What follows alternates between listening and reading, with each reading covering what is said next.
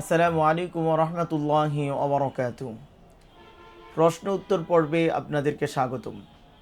Golakandal union থেকে আমাদের আরিফ মীর ভাই প্রশ্ন করেছেন, ইনহেলাল ব্যবহার করা যাবে কিনা।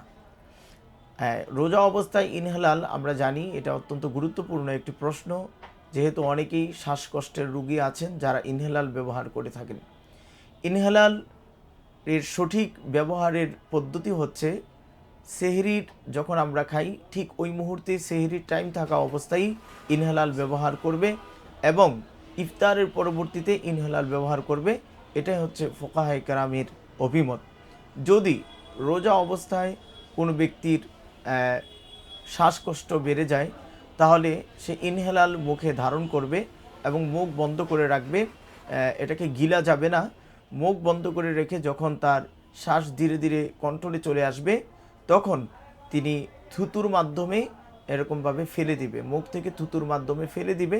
এই ব্যাপারে ফুকাহায়ে কেরাম বলেছেন যে অসুস্থ ব্যক্তির জন্য এতটুকু জায়েজ আছে বা ছাড় দেওয়া হয়েছে যে সে থুতুর মাধ্যমে ফেলে দিবে, ওটাকে গিলা যাবে না।